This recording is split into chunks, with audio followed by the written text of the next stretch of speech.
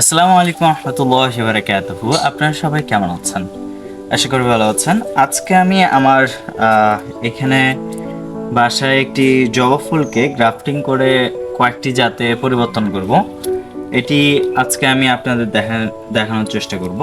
এখানে আপনারা দেখবেন যে প্রথমে আমি আহ, এখন আপনারা দেখতে পাচ্ছেন যে এই যে জবাটা আছে এটা হচ্ছে হলুদ হাইব্রিড জবা।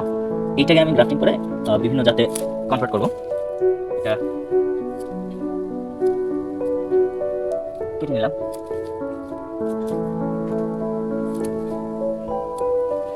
এখন এই জবা গাছ এখানে আমি ড্রাফট করার জন্য এখান থেকে আমি খালি করে নেব এবং এইখানে এই হলুদ যে হাইব্রিডটা আছে এইটারে সাইন বসাবো আমি।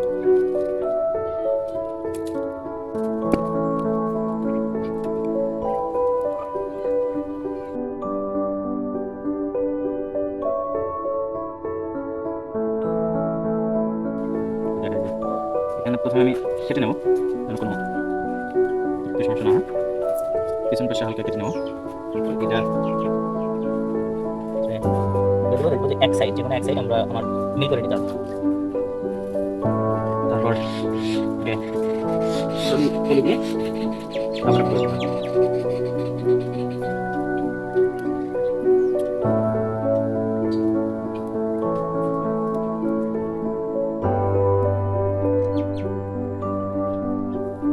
এরপর এখানে এটাতে আমি দুইটা দাঁত বসাবো। এখানে একটা হচ্ছে আমি দেশি সাদা জবা, এটা দেবো। এটা স্যান,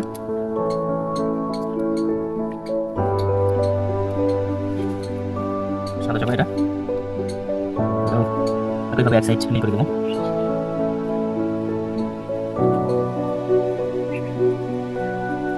আরেকটা হাইব্রিড জবার আবার একটা টান।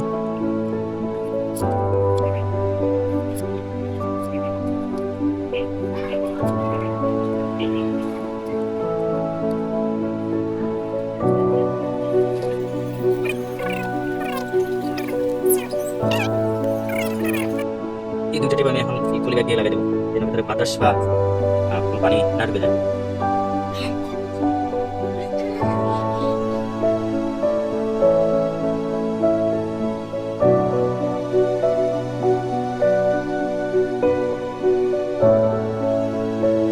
তারপর এই ডালটাতে আমি দুইটা জাত লাগাবো।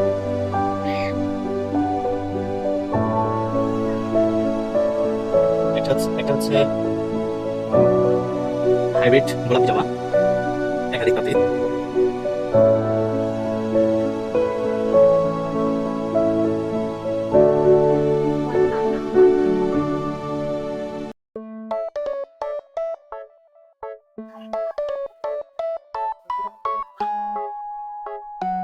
এটা হচ্ছে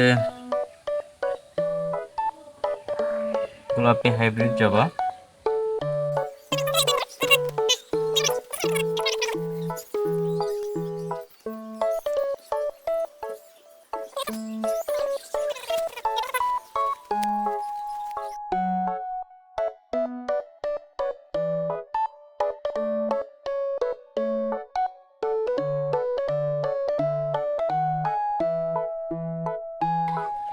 এটা লাগানো শেষ, এখন শেষ সর্বশেষ এই যে, যেহেতু এটা চিকন ডাল তো আমরা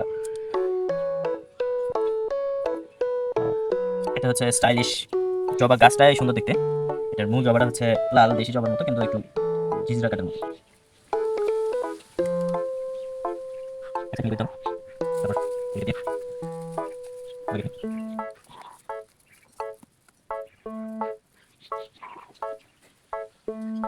এরপর আমি এই যে সায়ানগুলো বসিয়েছি এগুলোর উপর দিয়ে একটা পলিবাগ দেবো, কারণ হচ্ছে এটা যদি না দিই তখন ভেতরে বাতাস যাবে। আর যে কেটেছি মানে এটা তো হচ্ছে সরাসরি একটা পুরো ফুল সায়ান না, সেহেতু ভেতরে ফাঙ্গাস বা এই জাতীয় কিছু ঢুকে পুরো গাছটা নষ্ট করে দিতে পারে। ওই কারণে এই পলিব্যাগ দিয়ে এটা বন্ধ করে দেবো।